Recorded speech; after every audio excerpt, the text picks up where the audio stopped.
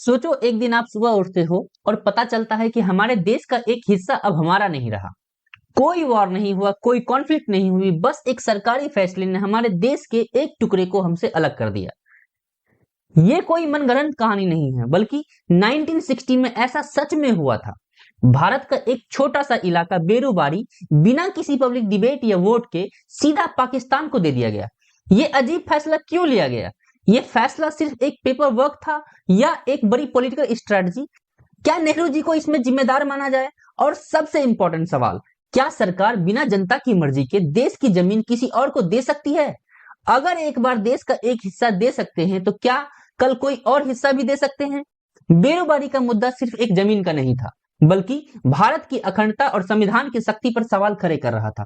इतना ही नहीं, जब यह मामला सुप्रीम कोर्ट पहुंचा तो कोर्ट ने एक और हैरान करने वाला फैसला सुना दिया कि प्रियम्बल सिर्फ एक फॉर्मल इंट्रोडक्शन है, उसकी कोई लीगल वैल्यू नहीं है। मतलब प्रियम्बल में जो वैल्यूज लिखे हैं, जो हमारे कॉन्स्टिट्यूशन की जान थी, उन्हें लीगली इन्फोर्स भी नहीं किया जा सकता। नमस्कार दोस्तों, welcome to our series preamble made easy के डे 12 में। इस वीडियो में हम लोग बेरूबारी केस को डिटेल में समझेंगे और देखेंगे कि कैसे इस केस ने प्रियम्बल की शक्ति को कमजोर करने का काम किया था। वीडियो शुरू करने से पहले आपको बता दूं कि हमने बड़ी ही मेहनत से ये प्रियम्बल मेड इजी सीरीज आपके लिए बनाई है, जिसमें हमने प्रियम्बल के हर एक पहलुओं को अच्छे से एक्सप्लेन किया है। रियल लाइफ एग्जांपल्स के थ्रू प्रियम्बल से जुड़े हर एक टॉपिक को समझाया है। अगर आपने हमारी पिछली वीडियोस अभी तक नहीं देखी है तो आई बटन को क्लिक करके प्रियम्बल की पूरी प्लेलिस्ट देख सकते हैं और आपको डिस्क्रिप्शन में भी प्लेलिस्ट की लिंक मिल जाएगी, आप वहां से भी इसे एक्सेस कर सकते हैं। तो टॉपिक पर वापस आते हैं। बेरूबारी यूनियन केस 1960 एक बहुत ही महत्वपूर्ण संवैधानिक फैसला था, जिसने भारत की सीमा सुरक्षा और सीमा विवादों को लेकर एक नया मापदंड तय किया और साथ ही प्रियम्बल की कानूनी स्थिति को भी स्पष्ट किया। ये केस सुप्रीम कोर्ट तक पहुंचने से पहले एक लंबे ऐतिहासिक, राजनीतिक और कानूनी प्रक्रिया से गुजरा था। आगे बढ़ने से पहले एक नजर इसके इतिहास पर भी डाल लेते हैं। बेरूबारी विवाद की जड़ ब्रिटिश भारत के 1947 के विभाजन से जुड़ी थी। इंडियन इंडिपेंडेंस एक्ट 1947 के अनुसार भारत और पाकिस्तान के बीच की सीमा गवर्नर जनरल द्वारा नियुक्त एक बाउंड्री कमीशन, जिसका नाम रेडक्लिफ कमीशन था, उसके द्वारा तय की गई थी। इस कमीशन के अध्यक्ष सर साइरिल रेडक्लिफ थे, जिन्होंने धार्मिक बहुमत के सिद्धांत पर सीमा तय की थी। उन्होंने मुस्लिम बहुल इलाके पाकिस्तान को और हिंदू बहुल इलाके भारत को दिए थे। इस कमीशन को सिर्फ 5 हफ्ते दिए गए थे, जो कि एक बहुत ही छोटी अवधि थी। पूरे देश का बंटवारा हो रहा था, परंतु बंगाल की सीमा का सीमांकन करना विशेष रूप से चुनौतीपूर्ण साबित हुआ, क्योंकि यह विभाजन द्वारा बनाई गई सबसे लंबी अंतरराष्ट्रीय सीमा बन गई। 3 विशिष्ट मुद्दों ने बंगाल सीमा के सीमांकन को जटिल बना दिया था। पहला, मुस्लिम लीग और कांग्रेस ने अलग अलग प्रायोरिटीज के साथ कंपैरेटिव दावे पेश किए थे। मुस्लिम लीग ने ज्यादा से ज्यादा क्षेत्र को कब्जा करने के लिए कम्युनल क्लेम किया था, जबकि कांग्रेस ने आर्थिक रूप से महत्वपूर्ण क्षेत्रों को सुरक्षित करने की कोशिश की थी। दूसरा, रेडक्लिफ कमीशन के सीमांकन में अक्सर नदी की सीमाओं को लेकर अस्पष्टता थी। इसका कारण था कि बार बार नदी के मार्ग बदलते रहते थे, जिससे सटीक बाउंड्री का निर्धारण करना मुश्किल हो जाता था। तीसरा, रेडक्लिफ कमीशन के सीमांकन में 4, जिसको नदी द्वीप या गाद तट कहते हैं, उसकी स्थिति अस्पष्ट रही, जिससे दोनों देशों के बीच विवाद के अतिरिक्त बिंदु पैदा हुए। बेरूबारी यूनियन नंबर 12, जो जलपाईगुड़ी वेस्ट बंगाल का एक छोटा सा इलाका था, रेडक्लिफ अवार्ड में इस एरिया का उल्लेख नहीं किया गया था, जिसकी वजह से दोनों देशों के बीच विवाद उत्पन्न हो गया। असल में जलपाईगुड़ी थाना भारत को मिला था, इसलिए भारत बेरूबारी यूनियन को अपना हिस्सा मानकर चल रही थी। पाकिस्तान भी इस एरिया पर अपना क्लेम जता रही थी, इसलिए ये एक बड़ा विवाद बन गया। फिर आगे चलकर इस मसले का हल निकालने के लिए 1958 में भारत के प्रधानमंत्री जवाहरलाल नेहरू और पाकिस्तान के प्रधानमंत्री फिरोज खान नून के बीच एक समझौता हुआ, जिसे आगे चलकर नेहरू नून अग्रीमेंट के नाम से जाना गया।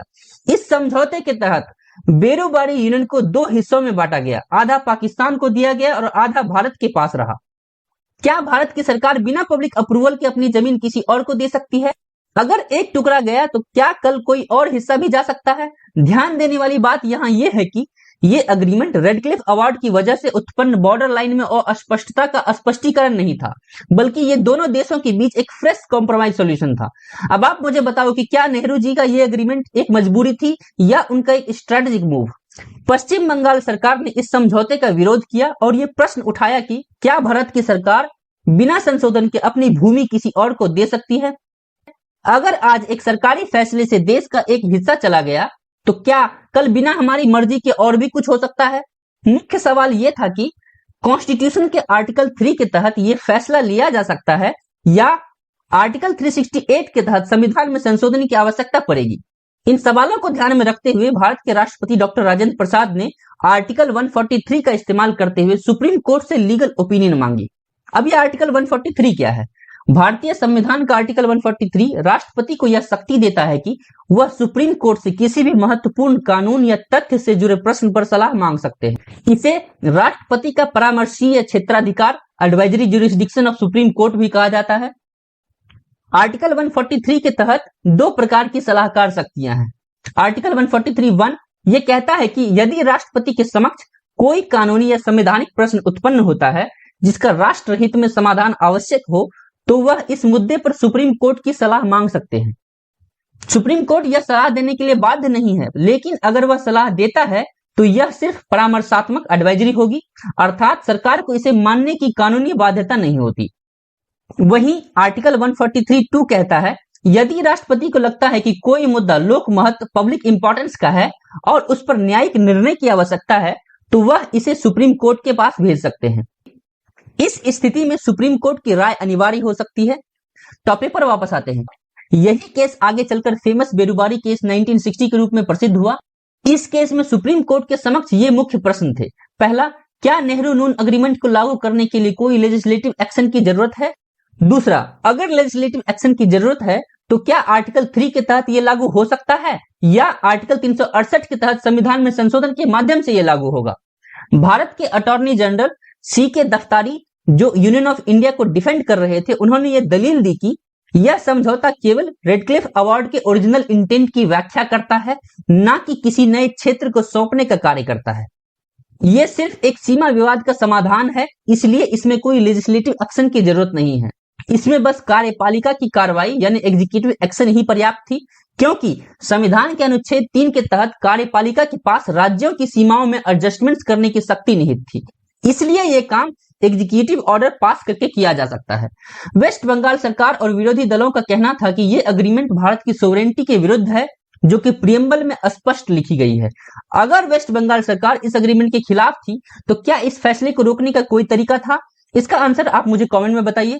इस केस में पिटिशनर्स का मुख्य तर्क यह था कि प्रियम्बल एक सोवरेन बैरियर है और प्रियम्बल लैंड ट्रांसफर को अलाउ नहीं करता है। नेहरू नून एग्रीमेंट के विरोधी लोग एनसी चटर्जी की अगुवाई में यह कह रहे थे कि प्रियम्बल में लिखा sovereign democratic republic word Nehru Noon agreement को अलाउ नहीं करता है।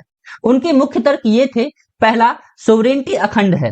प्रियम्बल में लिखा सोवरेन इस बात को दर्शाता है कि भारत की अखंडता को बिना लोगों की सहमति के बदला नहीं जा सकता, चाहे वो पार्लियामेंट्री एक्शन के थ्रू हो या संवैधानिक संशोधन के थ्रू हो।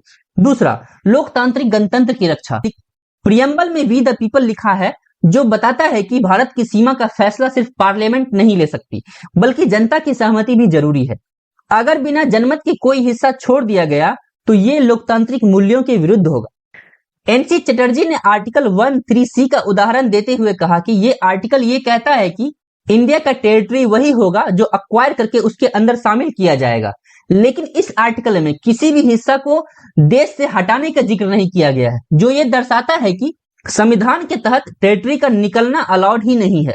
मतलब कि संविधान में टेरिटरी को अलग करने का कोई प्रोविजन ही नहीं है। तो इसके जवाब में यूनियन ऑफ इंडिया ने पक्ष रखा कि प्रियम्बल एक कानूनी दस्तावेज ही नहीं है। भारत सरकार के अटॉर्नी जनरल ने विरोधी दल के दावे को यह कहकर खारिज कर दिया कि पहला, सीमा तय करने का अधिकार सरकार का है। नेहरू नून एग्रीमेंट तो सिर्फ 1947 के रेडक्लिफ अवार्ड का स्पष्टीकरण करता है, जिसमें की सीमाओं का स्पष्ट रूप से परिभाषित नहीं किया गया था। इसको लागू करने के लिए किसी भी कानून को बनाने की जरूरत नहीं थी, क्योंकि ये अंतरराष्ट्रीय मैटर था और वो एग्जीक्यूटिव की शक्ति के अंतर्गत आता था। दूसरा, प्रियम्बल एक सिर्फ इंटरप्रेटिव रोल प्ले करता है। प्रियम्बल सिर्फ एक दिशा निर्देशक है और ये पार्लियामेंट की शक्ति को रोक नहीं सकता। पार्लियामेंट को टेरिटोरियल चेंजेस करने का पावर संविधान से ही आर्टिकल 368 अमेंडमेंट पावर और आर्टिकल 3 स्टेट रीऑर्गेनाइजेशन पावर के थ्रू मिला हुआ है।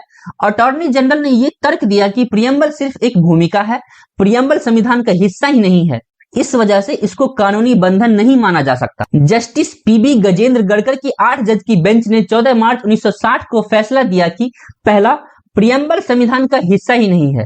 कोर्ट ने साफ कह दिया कि प्रियम्बल किसी भी तरीके से पार्लियामेंट की शक्तियों को नियंत्रित या सीमित नहीं कर सकता। इस वजह से पिटिशनर का सोवरेनिटी वाला दावा खारिज हो गया। दूसरा, सीमा बदलने के लिए संवैधानिक संशोधन जरूरी है। कोर्ट ने कहा कि आर्टिकल 3 के तहत पार्लियामेंट सीधा टेरिटरी ट्रांसफर नहीं कर सकती, लेकिन आर्टिकल 368 के तहत एक विशेष बहुमत स्पेशल मेजोरिटी के साथ संशोधन करके ऐसा किया जा सकता है। तीसरा, प्रियम्बल एक इंपॉर्टेंट इंटरप्रेटिव टूल है। कोर्ट ने यह माना कि प्रियम्बल संविधान को समझने का एक उपाय है, लेकिन यह स्वतंत्र रूप से कोई भी कानूनी फोर्स नहीं रखता, मतलब कि इसके आदर्श स्पष्ट संवैधानिक प्रक्रियाओं से ऊपर नहीं हो सकते थे। सुप्रीम कोर्ट ने जब कहा कि प्रियम्बल की कोई लीगल वैल्यू नहीं है, तो क्या इसका मतलब यह है कि हमारे संविधान के मूल सिद्धांत सिर्फ एक फॉर्मल स्टेटमेंट है? इस निर्णय के बाद 1958 के समझौते को लागू करने के लिए संविधान में संशोधन अनिवार्य हो गया। अंततः संसद ने 1960 में 9th कॉन्स्टिट्यूशनल अमेंडमेंट एक्ट 1960 पारित किया, जिसने पहला नेहरू नून समझौते को संवैधानिक मान्यता दी। दूसरा, बेरूबारी के दक्षिणी आधे हिस्से 4.29 वर्ग मील को पाकिस्तान को सौंपने का प्रावधान किया। हालांकि राजनीतिक और कूटनीतिक कारणों से इस समझौते का इम्प्लीमेंटेशन 1974 तक टल गया। अंततः भारत बांग्लादेश भूमि सीमा समझौते India Bangladesh land boundary agreement 1974 के तहत इन परिक्षेत्रों का आदान प्रदान पूरा हुआ। बेरूबारी केस के इस फैसले का प्रभाव यह पड़ा कि पहला, प्रियम्बल की महत्वपूर्ण भूमिका कमजोर हो गई। बेरूबारी केस ने प्रियम्बल की कानूनी शक्ति को एक प्रकार से कमजोर कर दिया, जिसमें उसे सिर्फ एक भूमिका या इंटरप्रेटिव गाइड की तरह देखा गया।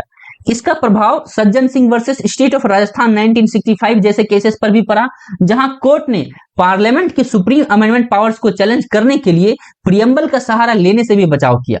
दूसरा, लेजिस्लेचर और एग्जीक्यूटिव पर अकाउंटेबिलिटी बनी। कोर्ट ने यह स्पष्ट कर दिया कि अगर भारत का कोई हिस्सा ट्रांसफर करना है तो पार्लियामेंट को एक संवैधानिक संशोधन पास करना ही होगा।